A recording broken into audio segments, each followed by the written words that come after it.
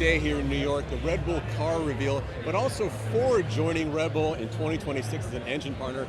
Ford CEO Jim Farley joins me now. So Jim, how did this deal come about? How did you guys sort of make this deal to rejoin F1 again? Well, we started looking at it when F1 committed to sustainable fuels.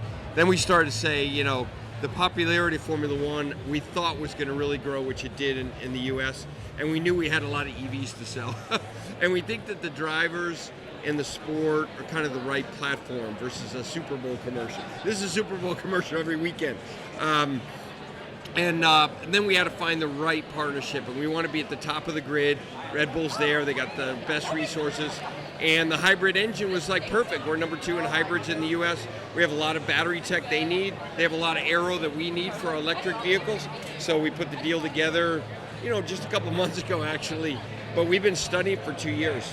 So this is basically it's a powertrain partnership. Yes. In 2026, the new engine regs come into place. Yes. So what does that mean for Ford in terms of what do you guys get in terms of cross kind of platform technology transfer there? We're trying to be really smart with our motorsports, money. In the past, we just raced and we owned like the Jaguar team and things like that. We don't want to do it that way. This is a technology transfer that's very specific.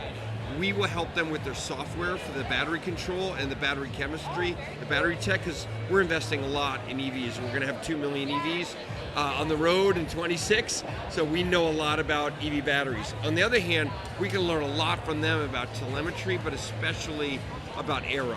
Aero is becoming the most important thing in vehicle design now, and the best aerodynamicists in the world are at Red Bull. So it's a great exchange of technology. Right, aero from their side, yes. Battery tech, chemistry from your side.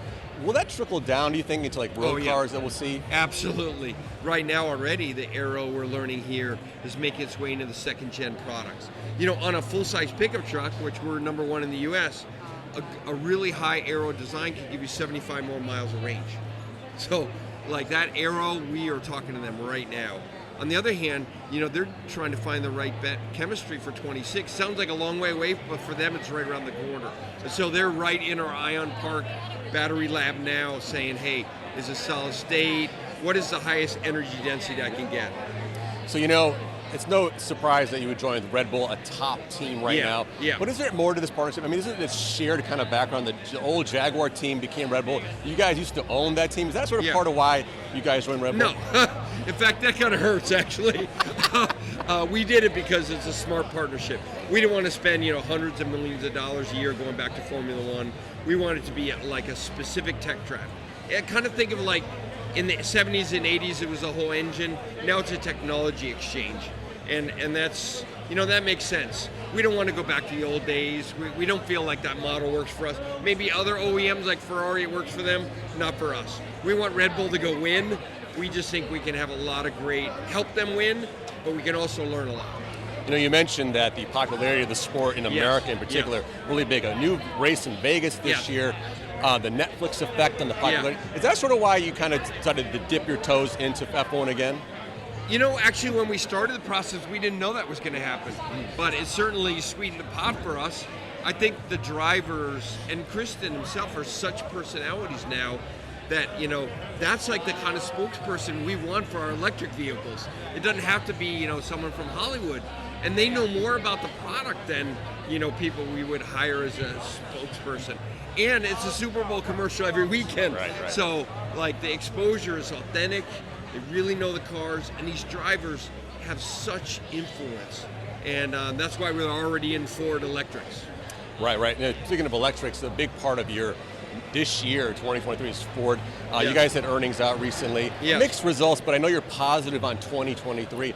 What are some of the key takeaways you want to give to investors as we kind of enter the new year? I mean, first of all, be patient with Ford. We are under double transformation. Some things are going really fast, like we're now number 2 in EV. The Lightning is sold out for like another year. And there's some things, and Blue Cruise is now the best rated hands-off driving system.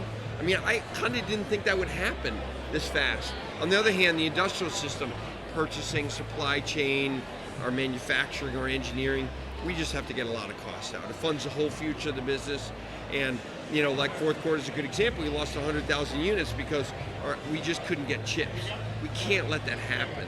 So I think investors, we're going to be a great, and we announced the 80-cent dividend too.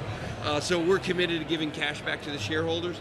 But we're a growth company, and it's going to take a while on the industrial side, but boy, is Ford going to be a powerful company. It turns out that a middleweight winds up being like the right place to be in our industry, which we didn't think. We thought like the Toyotas and the Volkswagens would win. Actually, we're in the right spot. Yeah, and speaking of growth, you're growing with the sport that's getting bigger and bigger in America. Yes. And just real quick, last question here, Jim. 2026 F1 partnership. You're also going to be in Le Mans 2024. Yes. So Yes. a lot happening in the motorsports front. Yes. You're a racer yourself. Yes. Are Ford customers and other fans kind of excited about where Ford's going globally from a motorsports point of view? I mean, I hope so. We're redone our motorsports strategy. Mustang as a business, we're going to compete with Ferrari and 911 all the way down to grassroots, from V8 supercars and NASCAR all the way down to grassroots, and of course WC IMSA, and then off-road, which we didn't talk about, but we have Raptor and we have World Rally and we have a Global Ranger. So we really feel like off-road we can dominate in a way that maybe we can compete with Porsche on the road. And then Formula One, NASCAR, these are really important circuit racing for us. But Formula One is something new, and we really want to tie it to our EV technology.